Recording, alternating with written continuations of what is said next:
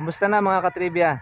At welcome po sa aking YouTube channel. Ngayon, ating pang pagkukumparahin ang ating pag-alaga, ang power spray at yung ating chargeable sprayer. Dahil itong ating kabila sa aking pong magulang, puro power spray ang kanila kong ginagamit. Doon pagdating po doon sa kanila pong pag-aalaga. At tayo naman ay puro chargeable sprayer naman ang atin naman pong ginagamit. Ngayon makikita natin ano ba ang the best, ano yung mas maganda, ano ba ang advantage ng power spray at pati na rin po ng ating chargeable sprayer.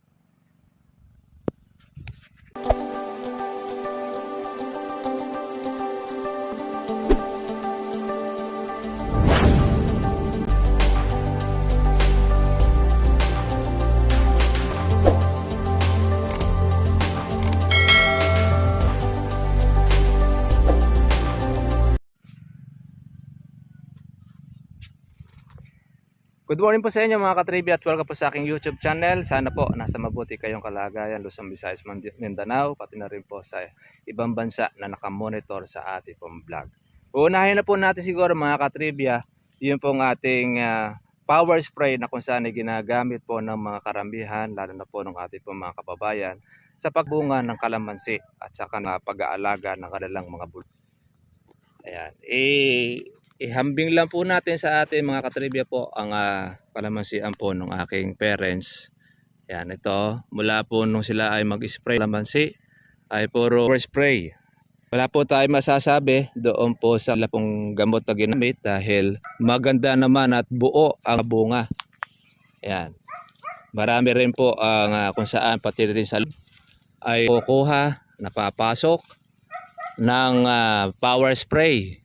Ang advantage mga katribya po pagka po ang gamit natin ay yung power spray, pati po yung loob niya nakukuha at natamaan po ng ating gamot.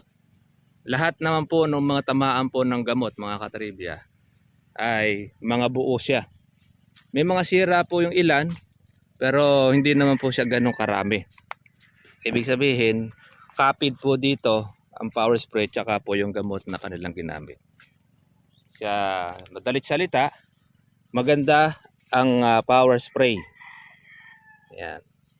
Pagdating po doon sa bunga, pagdating po doon sa pag-aalaga sa kalamansi, at mabilis po na trabaho.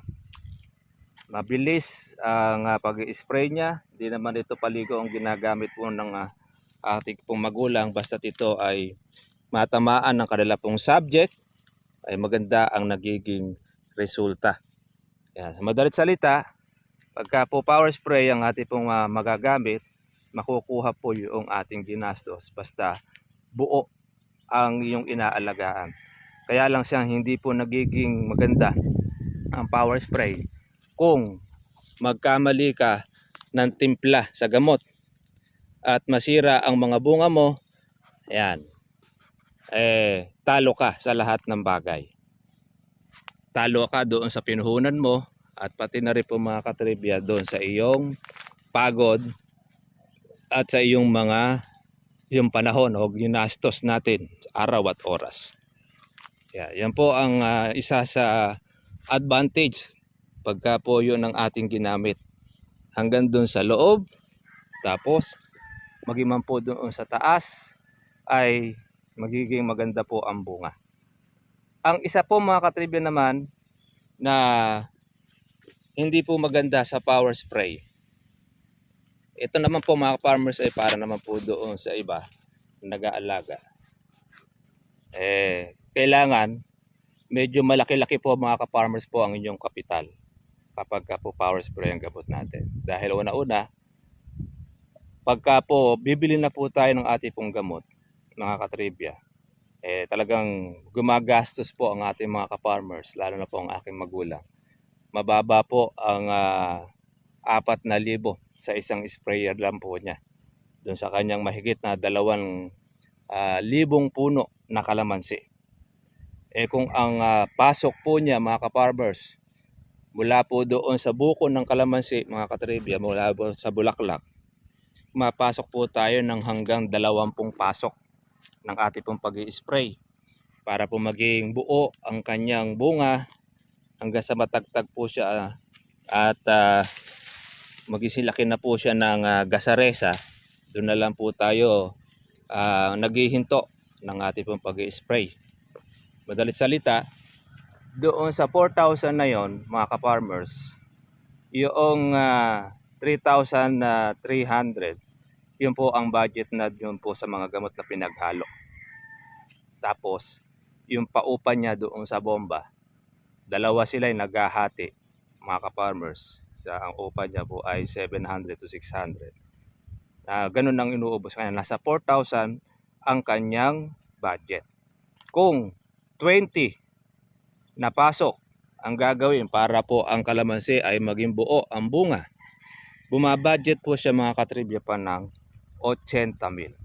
Kaya yung 80,000 mga ka-farmers, pera pa yung pagkuha po ng tubig, pati na rin po yung lahat yun. Wala pa po mga katribya po yung abono. Kaya medyo malaki po ang magiging budget ninyo pagka power spray ang ating pong gagamitin. Kaya dapat sigurado ang gamot na ating gagamitin para hindi tayo matalo or malugi. Kaya doon sa mga mayroong kapital, mga ka-farmers, magastos ang pagkakalamansi. Pero makukuha naman natin siya kapag halimbawa ito mga katribya ay matsempo sa maganda pong presyo. Makukuha natin yan, yung ating pong ginastos. Kukuhanin po natin yan doon sa dami ng ating maaani. Yun po ang advantage. Kailangan malaki ang kapital mo pagka power spray. Kaya wala po tayong masasabi. Good po ang power spray dahil po yung mataas na puno, naabot po niya, pati yung loob, nakukuha niya. Kaya masusulit din naman basta yaan ay buo at marami kang magiging ani mga katribya. Kaya good ang power spray. Ngayon, pag gusto mo makamenos ka, pabawasan po natin ang ating pong kapital. Dito naman tayo sa chargeable sprayer.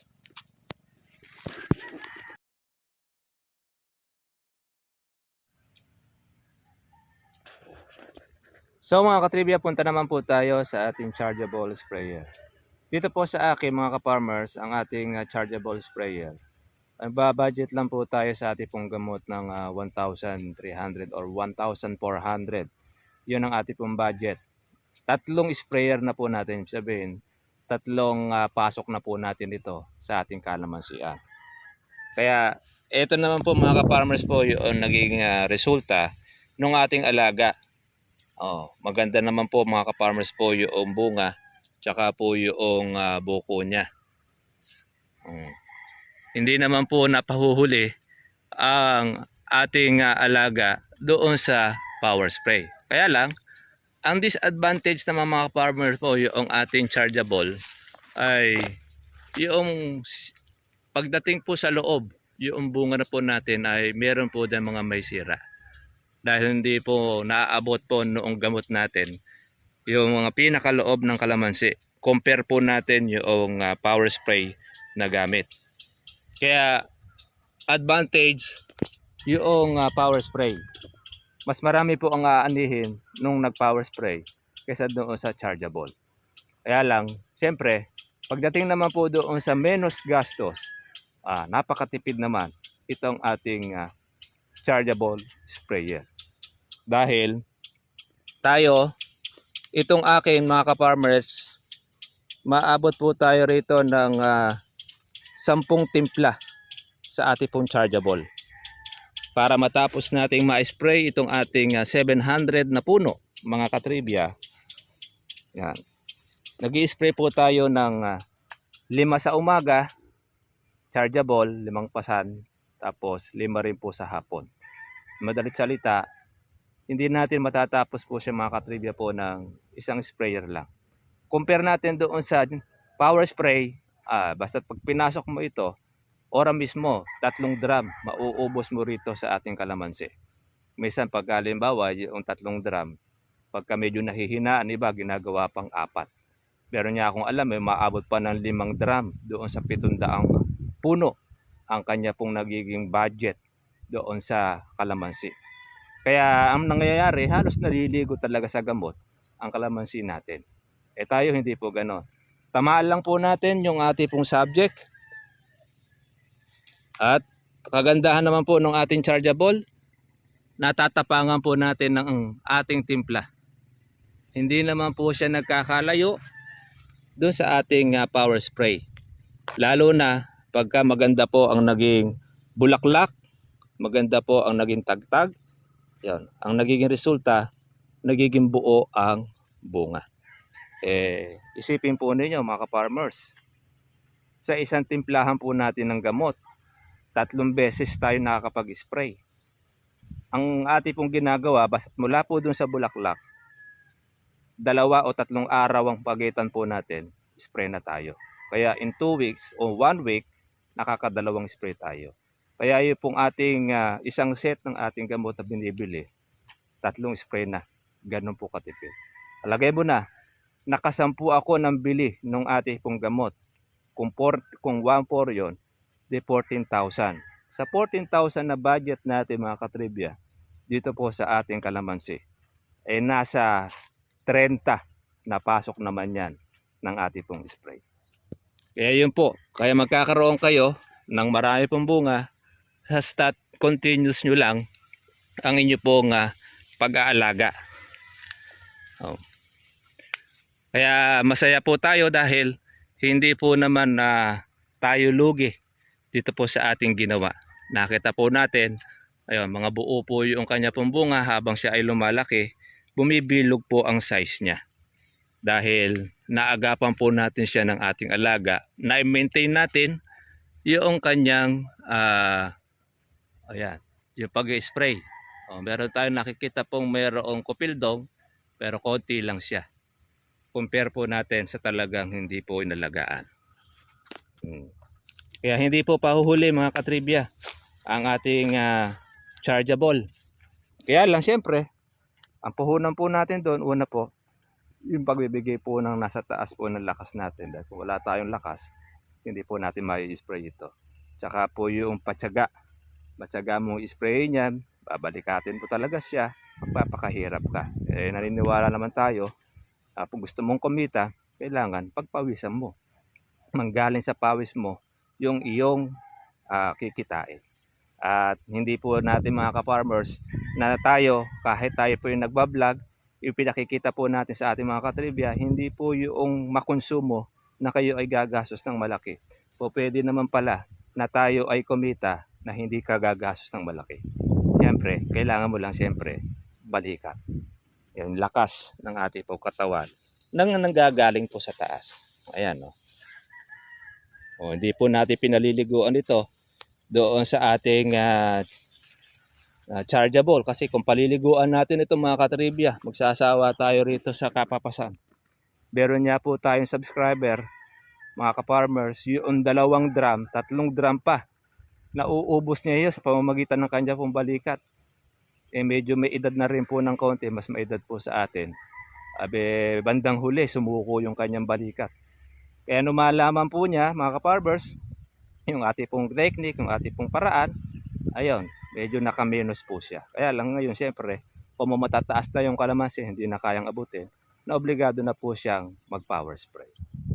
Yun. Kaya mga ka-farmers, hindi po hadlang kahit na low maintenance kayo, basta't kayo po mga ka-farmers po ay masipag, alam nyo po ang gagawin, at yan po ay nasa timplada po ng gamot. Ang kagandahan po ng ating pong chargeable, natatapangan po natin siya. At makikita po ninyo ang advantage, wala po siyang dapurak, wala po siyang lagkit. Sabihin ay hiyang ang gamot po natin ginagamit. Dahil maganda yung kanya po pagkabilog. Habang lumalaki, nagkakaroon tayo ng pag-asa. Dahil niniwala tayo, hindi naman po lahat po mga ka-farmers po ng mga bunga na ito magtutuloy. Maglalagas at maglalagas din siya habang tumatagal at siya po ay lumalaki. Kung alin po yung malakas, yun naman po ay ang magtutuloy. Kaya naman ang inaalagaan natin dito sa patubig, saka dito sa foliar natin pong gagamitin pang spray para pong pangkapit. At nakakatulong din siyempre mga ka-farmers yung pong ating organic fertilizer na ginamit natin sa ating pong kalamansi. Yan. Kaya kung pag uusapan, power spray, advantage ng power spray, mas marami kang magiging bunga. Kaya lang, mas malaki nga lang ang magiging budget mo. Ang chargeable, aani ka rin na maganda. Kaya lang, mas marami talaga yung power spray. Ang advantage naman po ng chargeable, napakalaki naman ng menos mo doon po sa gamot. Sa matakin po ninyo, 80,000 versus sa bagay ito sa akin kasi 700 puno. Kumpara mo naman doon sa 14,000. Palagay mo na 20 mil na yung ating magastos dito sa ating pong gamot, doon sa ating alagaan. Hindi na po tayo makakatrivia po talo. Basta't buo at marami po siyang magiging bunga. Nakasusulit na po natin yan doon po sa aanihin natin. Kaya kahit sa palagay natin, matapat ka sa medyo mura. Kung kukunin na lang po naman yan sa dami at doon po sa laki, hindi ka talo. Kaya lang kami sa mga katribya po tayo natatalo kung uunahan ka ng mga tulongges. Ayun, mahirap pong maapula po yung ganun yung mga tulongges na yan. Kaya hindi po natin mapapalaki na po ang bunga nito, maaga po natin mapapitas. Madali mo nang makuha yung inyo pong ginastos. So mga katribya, ganito ang ating pong vlog. Sana po meron kayong napulot, meron po kayong napaghambingan. Nasa sa inyo yun. Kung kayo ay low maintenance, pwede nyo pong gayahin yung sa akin. Kaya ako naman po ako ay nagcha-chargeable para magbigay inspirasyon doon po sa mga low maintenance. Yung mga konti ang kapital, pwede kang makapag-alaga ng kalamansi. Lalo na kung hindi naman po kalakihan ng puno ng inyo pong kalamansi. Ngayon, doon naman sa mga may kapital, hindi na kaya po siyempre magbalikat, lalo na mga may edad na, power spray naman po ang magandang gamitin. Sana mga katribya, meron kayong napulutan at kita-kita po tayo ulit bukas. God bless po sa inyo lahat. Bye-bye.